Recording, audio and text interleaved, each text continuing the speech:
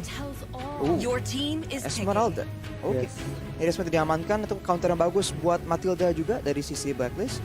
Tapi sekarang dengan Blacklist punya Pakito, Matilda, dan Beatrix, apakah mereka mungkin bakal cari komposisi yang bukannya front to back, tapi malah cari komposisi yang combo loh, dimana mereka tuh bisa langsung mulai fight, terus langsung dengan setup dengan dari Matilda dan Pakito langsung dibantu dengan mungkin skill AOE lain gitu. Oh bukan. Magical kan pasti, Kimi. Magical yang tersisa. Apa tadi buku ya? Iya. Gede juga tuh bukunya. Lebih gede dari buku saya tuh. Iya. Dan bahkan Chow yang sudah ditakutkan. Ya kan? Chow atau Jawhead. Chow yang saya pikir agak cukup menakutkan sudah diamankan dari Blacklist Internasional. Pick over yang dilakukan dari para pemain dari tim Blacklist untuk kali ini. Mereka dua hero range. Kenapa ya? Kok gue pengen ada glue di game ini? Glue. Junglernya biar Nathan. Iya, Nathan di jungle. Oh, and ini then, kurang crowd control nggak sih tapi? Ceweknya nanti yang bakal mainin ke arah Esmeralda. Sisi power kayaknya udah cukup banget dengan kehadiran dari Farsha. Tapi mereka malah mau main Marksman kali ini. Bukan tipikal hero yang bisa mengkontes dua Marksman yang punya DPS tinggi kayak Kimi dan bahkan Beatrix. Mereka melepaskan glue-nya, jadi hanya akan ada Esmeralda yang menahan dealing damage depan. Tapi ini juga bisa menjadi kelemahan dari Esmeralda karena dia harus hybrid loh. Ada Kimi magical, ada Beatrix yang physical banget. Jadi akan benar-benar dilema untuk Butes. Oke, dan bahkan mungkin ini akan menjadi game yang berat banget. Karena dari kedua belah pihak draftnya benar-benar sama Profesor KB. Mereka berdua dari segi draftnya tidak ada yang menonjol, tidak ada yang turun banget. Dan ini adalah pertandingan hidup dan mati untuk tim Onyx Esports. Ingat, match point kali ini benar-benar harus didapatkan oleh tim Onyx Esports. Yang dimana kita bakal langsung saksikan dan kita kawal sampai ke game yang ketiga. Amin. Amin, amin, amin. Oke, tanpa berlama-lama, Profesor KB. Yes. Are you ready? Ready. Arashi, are you ready? Ready. Dan semua yang di rumah, aku harap kalian juga siap untuk mendukung dan di kolom komentar. Komentar yang positif, hashtag Onyx dan hashtag Indopride. Indonesia, berikan semangatmu to the land of down right now. Wow. Oke, inilah dia game yang kedua dan tentunya ini bakal jadi penentuan banget ketika kita melihat dari Keyboy-nya yang bahkan udah dikejar-kejar, terkena sedikit Soul Bloom dan harus dipaksa untuk mundur flick out kali ini. Bahkan di flicker balik oleh First Blood, diamankan oleh Blacklist International. Dua flicker telah keluar, tetap masih menjadi satu buah kerugian di mana ada satu buah point kill First Blood diamankan dan fun fact di mana Beatrix telah hero hep dengan win rate tertinggi di MPLPH season 8. Dari 4 kali pick Beatrix-nya 100% Profesor. Untung pas MPL di auto nge-ban ya. Berapa kali tuh kalau misalkan dilepaskan begitu saja. Mengerikan ya. Iya, ini lumayan menjadi salah satu power hero sepertinya dari teman-teman Blacklist International. Tapi untuk kali ini, Omega Venus coba untuk melawan poking damage ke depan juga. Sudah terlihat dari satu item, kayaknya favor di sana yang sudah diamankan. Dan Suns-nya kayaknya bakal coba untuk farming dengan ya santai-santai aja. Dia juga masih di cover sama Keyboy. Wise maksimum charge, Boots hanya benar-benar di engage saja, di poking damage saja. Lihat bagaimana energy transformation yang diberikan daripada seorang Wise. Dan bahkan dia pakai emblem Mage Killer. Jadi ini dia PT bongkar turret versi Filipina. Oke, tapi lihat Drian langsung menuju ke arah bottom lane. Coba untuk melakukan clear minion dan dibantu begitu saja Boots. Tapi sayangnya, dan ada seorang Drian dekat sana. Boots belum level 4, Profesor. Dia masih harus menunggu satu buah wave lagi. Dan di sini, dari para pemain tim Blacklist International, mereka sudah standby di arah Turtle dengan CCTV by Galaxy A52s 5G. Langsung kali ini menembak dengan cepatnya. Wise tidak terganggu sama sekali dan retributionnya langsung diamankan on point. Dan aku penasaran apakah bakal jenis One duluan ya Rasya atau janjian Ice Queen One dulu untuk Wise-nya kali ini. Kalau mereka ambil Ice Queen One sih bagus banget ya buat kayak buat menghadang pergerakan agresif dari Onyx, dan itu juga bisa bantu banget buat mencari justru main agresif dan mungkin di peak of potential ya dari Blacklist International. Tapi dari item sekarang Drian udah menggunakan sepatu cooldown, jadi mungkin niatnya tuh buat memberikan lebih banyak sisi karena emang selain Farsha sebenarnya stun atau root dari sisi Onyx Esports tuh agak dikit sih. Oke. Tapi lihat Suns sampai dipotong-potong rotasinya. Omega Venus tidak tinggal diam, mencoba untuk di poking damage, tapi Suns belum memiliki damage yang cukup maksimal. Melihat permainan dari tim Black International mereka bahkan benar-benar masih mencoba untuk melakukan take care terhadap seorang Oheb. Walaupun Oheb sudah menang dari laningnya Profesor, tetap Oheb dijaga bisa-bisa, tetap di take care, tetap di babysit kali ini. Karena gampang banget untuk melakukan poking damage daripada seorang clean-nya karena belakang. Namun tiba-tiba cewek sendirian dipegat ke depan dan bahkan dihilangkan begitu saja dengan satu devastation. Cewek, apakah dia mampu untuk bertahan dan bahkan melakukan clear minion? Untungnya dia sempat untuk melakukan clear minion, walaupun harus ditumbangkan di arah top lane sana. Oke, dan di arah bottom lane, lihat Boots pun harus benar-benar bertahan dari damage yang diberikan. Dilakukan zoning out, fokus ke arah turretnya. Wise lagi PT bongkar turret versi Filipin kalau kata Profesor KB. Kali ini benar-benar dia membagi damage dan juga goldnya terhadap seorang Wise. Di depan sana Sam coba untuk mempertahankan dirinya, entropy telah dikeluarkan ke depan. Boots mau nggak mau untuk menjadi sebuah samsak dari tim Black International. Keyboy di menit yang ketiga kali ini bukan menjadi hal yang baik, tapi Haji standby on position. Akankah cewek bakal coba ditendang kembali, tapi untungnya Haji tidak ada flicker kali ini. Oh, untungnya nggak bakal masuk momen montage snack video lagi, tapi kali ini dia ditumbangkan dengan maksimum charge dan bahkan kali ini lihat dari Edward yang ditukarkan trade 1-1, namun Drian dengan refleks mid lanernya ini dia ketika menggunakan Varsha Feather Airstrike for secure the buff. Oke, Drian berhasil mendapatkan purple buff setidaknya di tangan dari tim Onyx Esports. Walaupun mereka harus kehilangan turtle-nya kembali. Lihat cewek mencoba untuk mendapatkan momentum. Turtle lagi-lagi di tangan dari tim Black International. Mereka memimpin dari segi gold 2000 gold. Oh my Venus masuk terlalu dalam dan bahkan damage yang diberikan dari turret terlalu besar. Ricky berdepan sana. Oleh batas semangat coba ada bahkan 1 poin masih dihindari. Oh my Venus, tembakan terakhir dari seorang cewek tidak kena karena lihat flicker yang on point berhasil ngedecoy damage yang diberikan dari seorang cewek. Fokus ke arah turretnya Haji di depan sana. Untungnya tidak ada flicker kembali dari tim Onyx Esports. Terclear mini dengan cukup cepat di arah top lane. Sekarang kita lihat Black sekarang lagi pressure di atas dan di bawah bersamaan ya, jadi agresif banget. Tapi sekarang Onyx Esports biarpun katanya lagi kalah, mereka kalau bisa bawa game ini ke late game sebenarnya dari komposisi ada keunggulan tersendiri.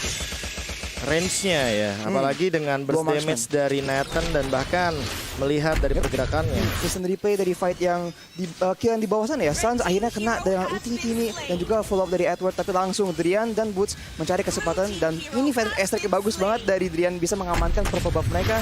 Dan biarpun sekarang katanya Blacklist tuh agresif banget, Onyx masih bisa mencari ke sedikit-sedikit keunggulan tersendiri lah, dapat kill, dapat trading gitu. Jadi kalau mereka bisa melanjutkan ini sampai ke late game, Onyx Esports nih yang sebenarnya lagi unggul menurut gue.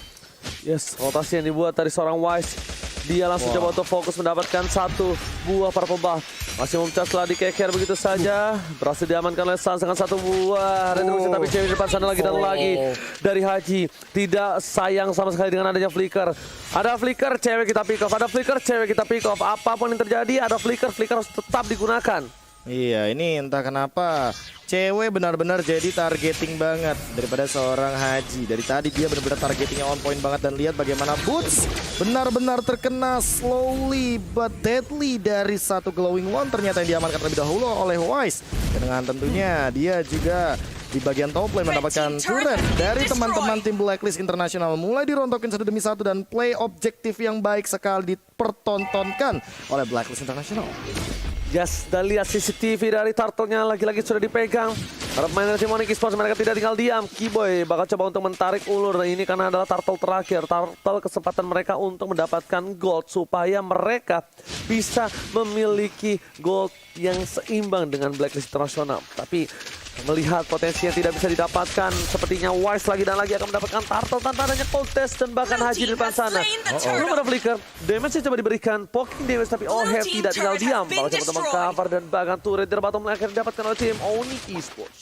Itu poin yang bagus banget dari Onyx buat bukannya fight di mereka di situasi yang mereka emang lagi kalah, jadi mereka langsung tahu daripada kita cari fight dan makin ketinggalan, mendingan kita trading aja. Karena kalau kita bisa bawa sampai kurang lebih menit ke-11 lah, sama kayak Blacklist tadi, kita bisa cari kesempatan buat fight 5 lawan 5 dan dengan keunggulan 2 DPS dan dengan keunggulan jarak dari Varsha dari Drian, mungkin mereka bisa mencari kesempatan yang lebih bagus di lain hari.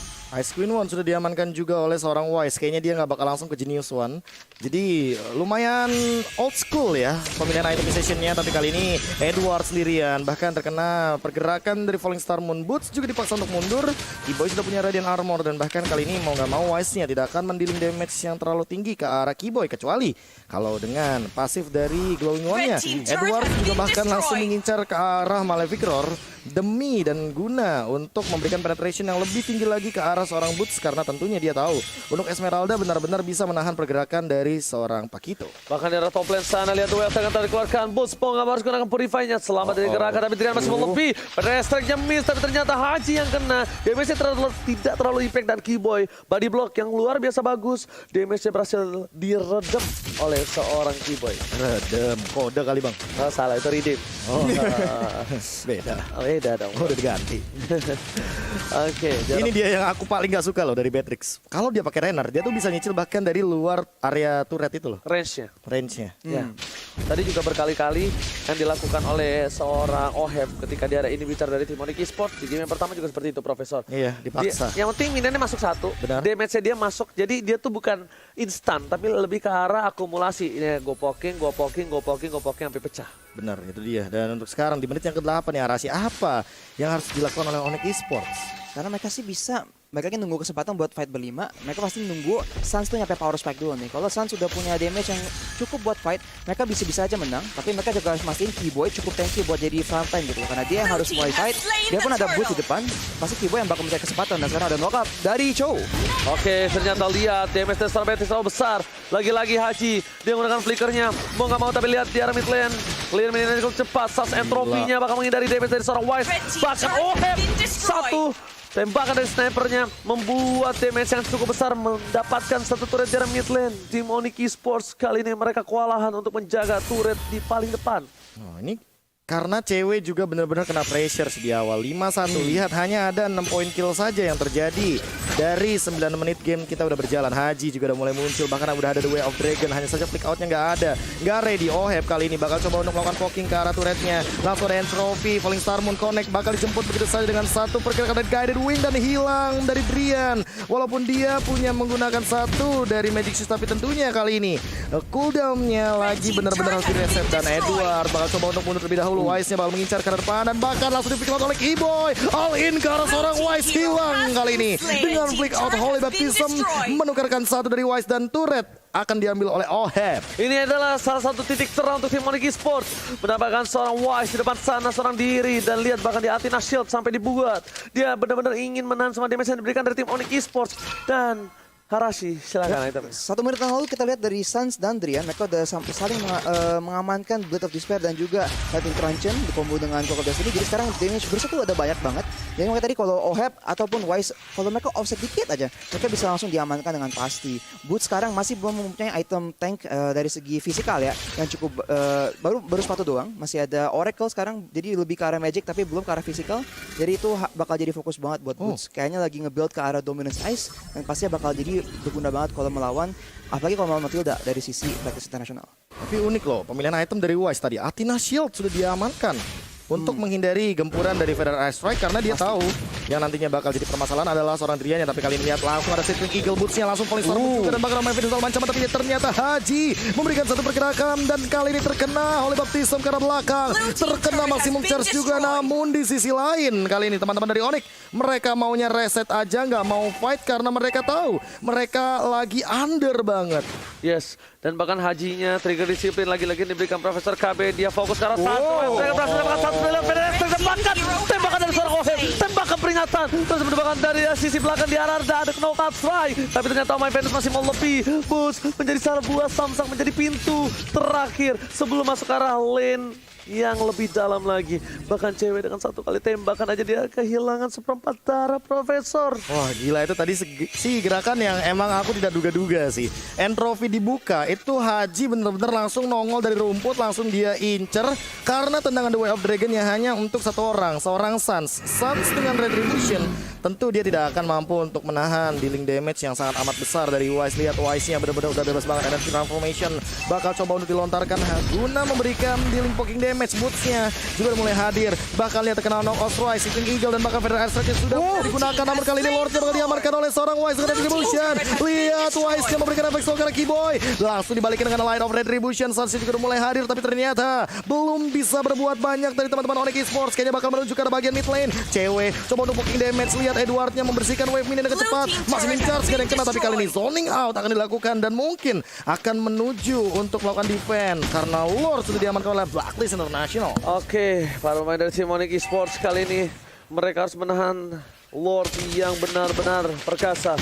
Lord kali ini yang harus mereka takutkan. Kenapa? Karena ini ada Lord yang sudah di-enhance. Lord yang sudah bisa mengamuk. Dan bahkan di sisi arah top lane ini Bitter doang yang tersisa Profesor KB.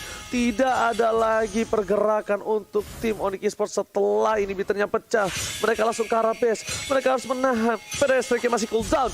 Di garis depan OEP sudah mulai mengeker snipernya. Menuju ke arah depan, Sans memberikan satu entropy. Lihat fokus menuju ke arah turretnya. Base-nya belum bisa digapai, tapi ternyata Lord kali ini akan cepat hilang.